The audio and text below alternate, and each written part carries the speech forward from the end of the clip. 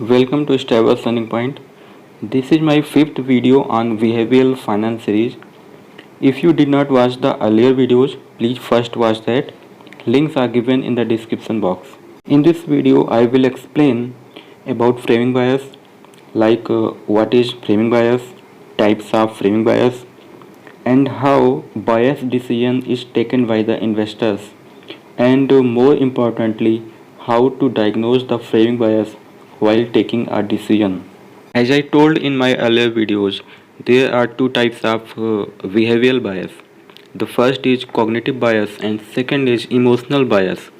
So framing bias comes under the cognitive bias category. If you don't know about cognitive bias and emotional bias, watch the second video of this behavioral finance series. Before we deep dive into the technical jargon, let's understand a classic example.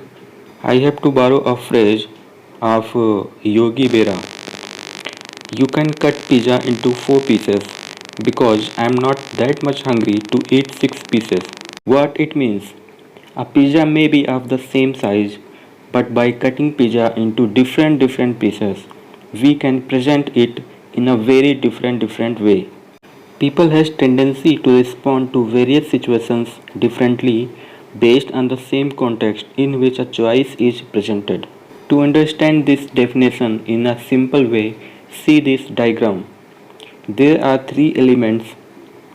First one is context or subject. Second one is decision makers. Now decision makers has to make a decision on a specific context or subject. In between of these two elements, a frame is a third element which gives choices to the decision makers. A frame is the way of presentation of context and subjects. For example, if a glass 50% filled with water, we can either say the glass is 50% filled or glass is 50% empty. But in this case, the context and subject is same, that is the glass. It depends on decision makers whether they see the glass 50% filled or 50% empty. So if you understood the framing bias, you can observe that this problem is not faced only for the big decisions and for the financial related decisions, but it is also faced in our day-to-day decisions. Everyday evidences can be found at the grocery store.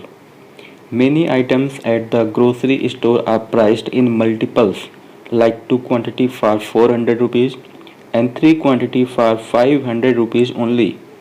But ideally it should be for 600 rupees. So discount for the bulk item is a classic example of framing bias. This is not the unusual. Remember, this is not the unusual. Shopping represents a rudimentary rational choice problem. It creates a problem that how many quantities should I buy. There are some subcategory of framing bias. The first one is narrow framing. So in a decision making process, narrow framing occurs when people focus on only one or two aspects and ignore other crucial aspects, and thus they are compromising in their decision making process. The investor having the narrow framing bias are often advised by their financial advisor to participate in risk tolerance questionnaire. Risk tolerance questionnaire is used to determine the risk category of the investors. For more clarity of the narrow framing, let's take this example. A person goes to market for buying a lawn mower to cut the grass of his lawn. Now, while deciding the best lawn mowers, he may consider the fast speed type model only. He may be overlooked the other important aspect like the width of blade, fuel economy, time length required to cut the grass. So such types of person who consider only one or two aspect in the decision making process are the example of narrow framing bias. On the other hand, a rational decision will consider all the aspects. The second subcategory of framing bias is a loss gain framing. It is also called as positive negative framing. For better understanding, I am going through the below two statement.